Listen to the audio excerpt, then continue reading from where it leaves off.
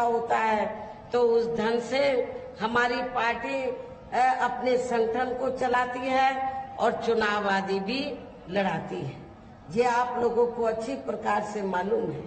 इसके साथ ही अब ऐसा लगता है कि कांग्रेस पार्टी की तरह ही बीजेपी ने भी केंद्र की तमाम सरकारी जांच एजेंसियों का ज्यादातर राजनीतिकरण ही कर दिया है।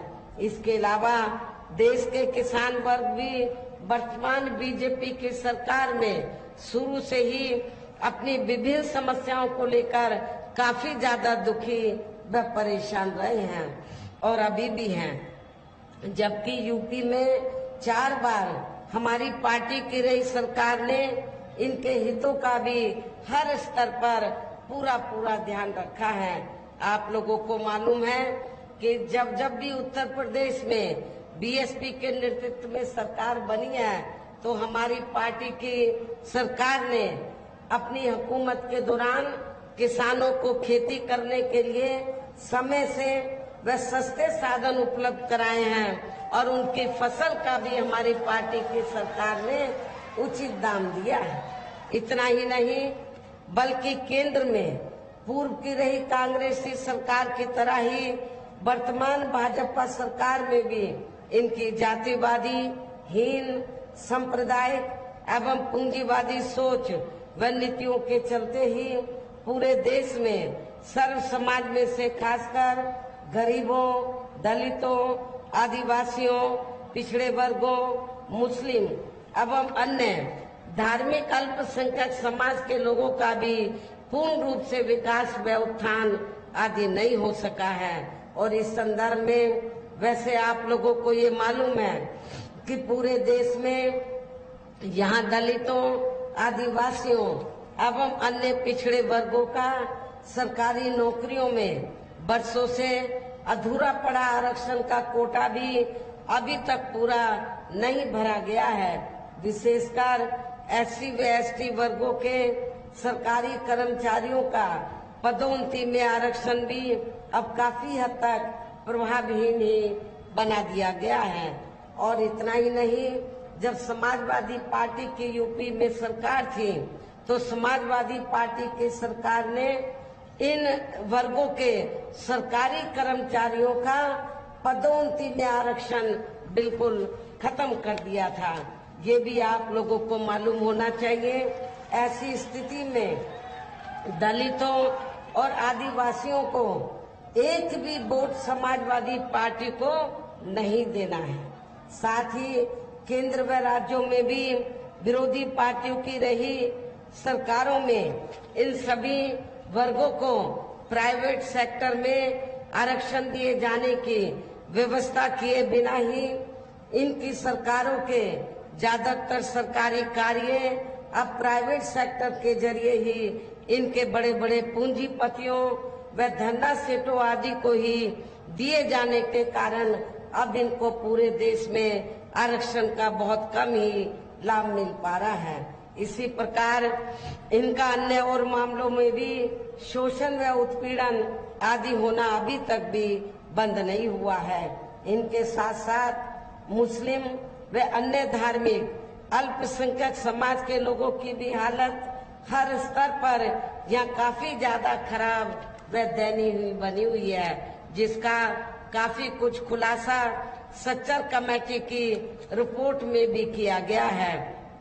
इतना ही नहीं बल्कि पिछले कुछ वर्षों से केंद्र व अधिकांश राज्यों में भी बीजेपी व आरएसएस की सरकारों के चलते हुए अब इनका विकास एवं उत्थान आदि होना भी काफी हद तक बंदशाही हो गया है।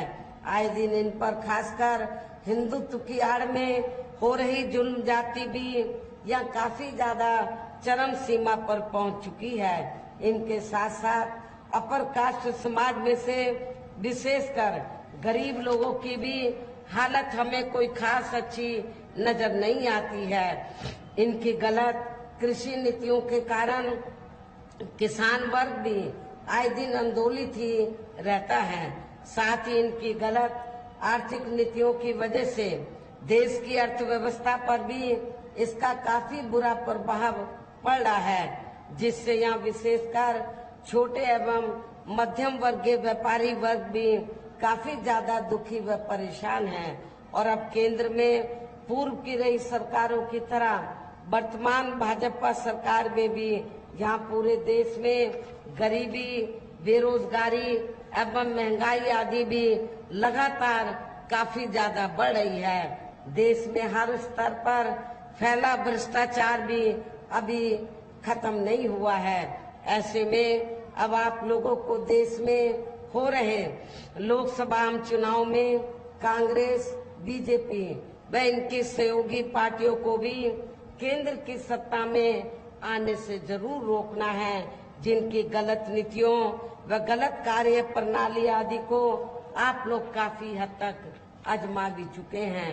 ऐसी स्थिति में अब ये विरोधी पार्टियां इस चुनाव में भी किस्म किस्म के साम, दाम, दंड भेद आदि अनेकों हथकंडे इस्तेमाल करके केंद्र की सत्ता में आने की पूरी कोशिश में लगी हैं, जिनसे अपनी पार्टी के लोगों को हर स्तर पर काफी ज्यादा सावधान रहना है। और इस मामले में विरोधी पार्टियां अपने अपने पक्ष में हवा बनाने के लिए खासकर मीडिया, ओपिनियन पोल व सर्वे आदि का जो बड़े पैमाने पर इस्तेमाल कर रही हैं, तो उनसे भी अपनी पार्टी के लोगों को बिल्कुल भी गुमराह नहीं होना है। इसके साथ ही विरोधी पार्टियों के विभिन्न रूपों में जारी किए गए इनके हवाई व प्रलोभन भरे चुनावी घोषणा पत्रों एवं वायदों आदि के बहकावे में भी अपनी पार्टी के लोगों को कतई नहीं आना है, जिन्हें ये पार्टियां चुनाव खत्म होने के बाद ज्यादातर अमल में नहीं लाती हैं। और अब जिन पर से देश की जनता का अधिकांश विश्वास ही उठ गया है। यही खास वजह है कि हमारी पार्टी किसी भी चुनाव में अपनी पार्टी का कोई भी चुनावी घोषणा पत्र आदि जारी नहीं करती है। वैसे भी हमारी पार्टी किसी भी मामले में कहने में बहुत कम बल्कि कार्य करके दिखाने में ही ज्यादा विश्वास रखती है। और इस बात का सबसे बड़ा सबूत ये है कि उत्तर प्रदेश में 4 बार हमारी पार्टी के नेतृत्व में रही सरकार ने चुनाव में अपनी पार्टी के बिना कोई जारी किए गए चुनावी घोषणा पत्र के ही प्रदेश में आम जनहित में काफी कुछ ऐतिहासिक कार्य करके दिखाए हैं, जिनकी अब देश में अधिकांश पार्टियों की सरकारें काफी नकल भी कर रही हैं। जबकि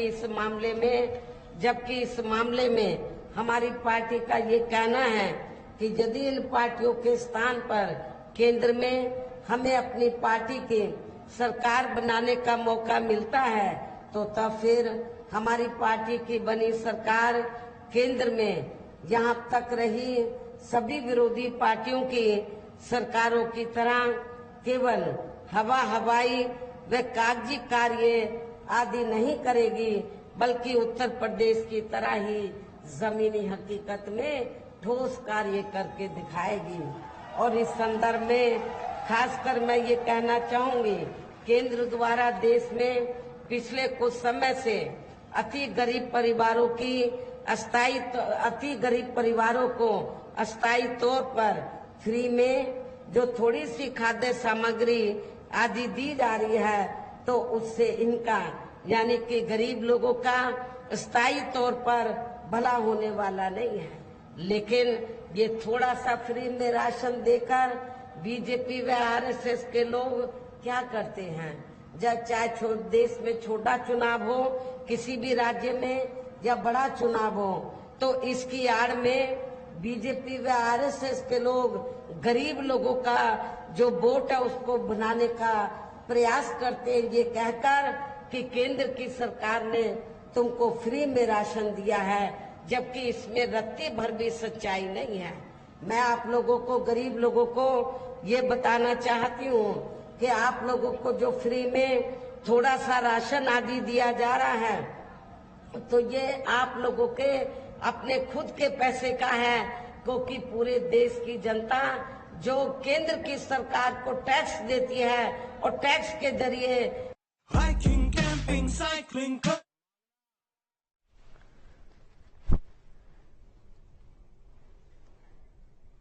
तो जिस तरीके से गोरखपुर में बीएसपी अध्यक्ष मायावती जनसभा को संबोधित कर रही थी, केंद्र सरकार और कांग्रेस पर जमकर हमलावर वो नजर आई। उन्होंने कहा कि जब जब बीएसपी की सरकार रही, उत्तर प्रदेश में हर वर्ग का ख्याल रखा गया, और वहीं दूसरी सरकार आती है तो किस तरह से अपने फायदे के लिए काम करती है। हालांकि सरकार विशेष ध्यान देगी।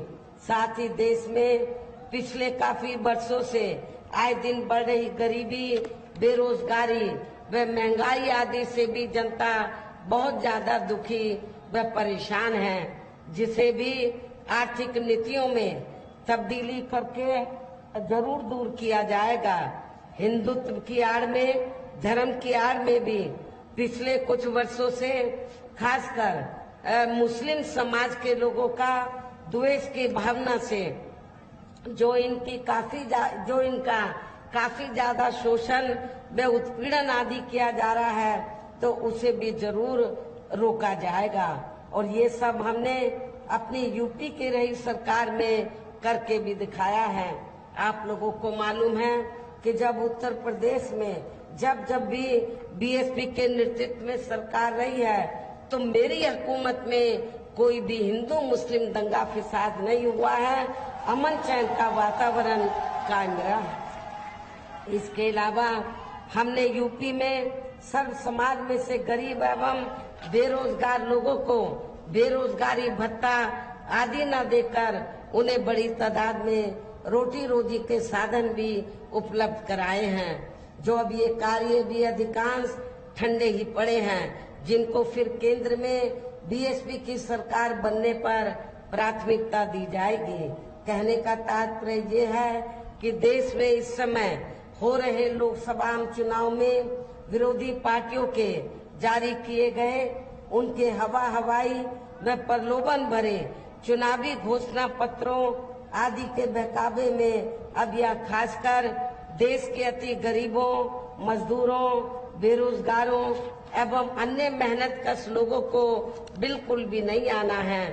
और अब इन्हें ऐसी सभी विरोधी पार्टियों को हर हालत में केंद्र की सत्ता में आने से जरूर रोकना है, जिनकी कथनी व करनी में काफी अंतर रहा है तथा जिन्हें ये लोग वर्षों से आजमा भी चुके हैं।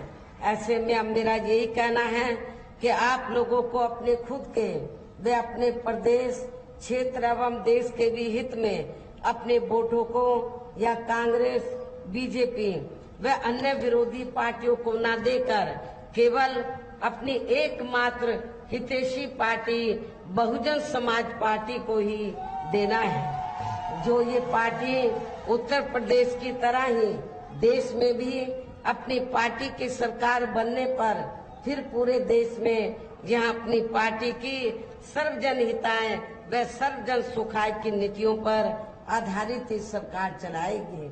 इसके साथ साथ केंद्र से जुड़ी आपके क्षेत्र की जो भी यहाँ स्थानीय समस्याएं होंगी, तो उन्हें भी फिर दूर करने का हर संभव पूरा प्रयास किया जाएगा। साथ ही यहाँ गरीबों, मजदूरों, बेरोजगारों, कर्मचारियों, किसानों, छोटे व्यापारियों एवं अन्य मेहनतकश लोगों के हितों का भी विशेष ध्यान रखा जाएगा। सर्व समाज में से खासकर दलितों, आदिवासियों, पिछड़े वर्गों, मुस्लिम व अन्य धार्मिक अल्पसंख्यक समाज के लोगों के विकास व उत्थान के साथ साथ हर स्तर पर इनकी सुरक्षा आदि के लिए भी सख्त कदम उठाए जाएंगे। और तभी फिर यह वास्तव में अपने देश के महान संतों, गुरुओं व महापुरुषों में भी विशेषकर महात्मा ज्योतिराव फूले, श्री छत्रपति शाहू जी महाराज, श्री नारायण गुरु, बाबा साहब डॉक्टर भीमराव अंबेडकर एवं मान्यवर श्री कांशीराम जी आदि का अधूरा रहा सपना जरूर साकार हो सकता है, जिनको यूपी में हमारी पार्टी की रही सरकार द्वारा हर स्तर पर पूरा आदर सम्मान दिया गया है। लेकिन ये सब विरोधी पार्टियों को अच्छा नहीं लगा है। आप लोगों को मालूम है, जब सपा सत्ता में थी तो समाजवादी पार्टी की सरकार ने हमने अपने संतों, गुरुओं और महापुरुषों के नाम से जो जिले बनाए और जो संस्थानों के नाम रखे, काफी हद तक ये सपा की सरकार ने वो नाम बदल दिए। इससे इन संतों, गुरुओं व महापुरुषों के प्रति इनकी हीन भावना साफ नजर आती है। क्या ऐसी स्थिति में आप लोग समाजवादी पार्टी को वोट देंगे? मैं समझती हूँ बिल्कुल भी नहीं देंगे। इन्हीं खास बातों के साथ ही अब मेरा देश में आपके स्टेट के भी हित में यही कहना है कि हमारी पार्टी ने यहाँ जिनको भी लोकसभा के लिए चुनाव के मैदान में उतारा है, जो आपके सामने मंच पर भी, जो आपके सामने या मंच पर भी मौजूद हैं, तो उन्हें आपको जरूर कामयाब बनाना है।